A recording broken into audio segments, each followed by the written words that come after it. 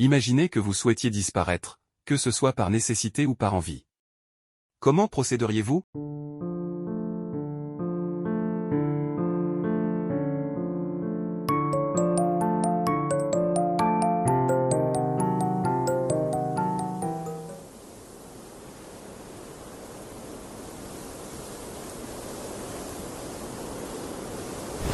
Mais au fait, pourquoi voudrions-nous disparaître?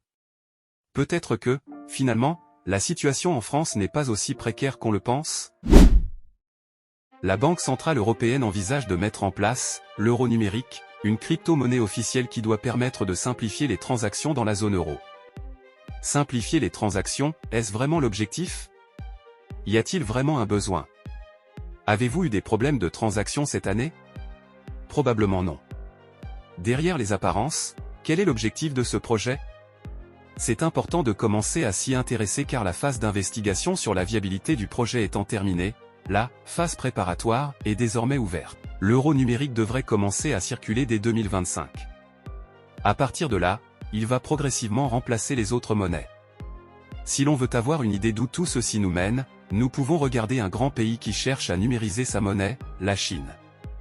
En 2022, lors d'un forum sur la finance numérique en Chine, un vice-gouverneur de la Banque populaire de Chine a présenté ses plans.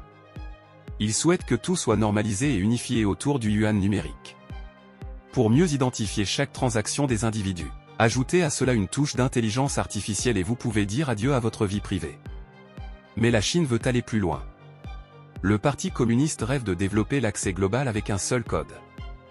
Et si votre note de crédit social n'est plus suffisamment bonne, vous pourrez être banni de toutes les possibilités de recevoir et d'envoyer de l'argent car, les autres alternatives auront été bannies. Il est urgent de refaire de la liberté un sujet central. Elle va être attaquée comme jamais auparavant de mémoire d'homme. Préparez-vous. Abonnez-vous.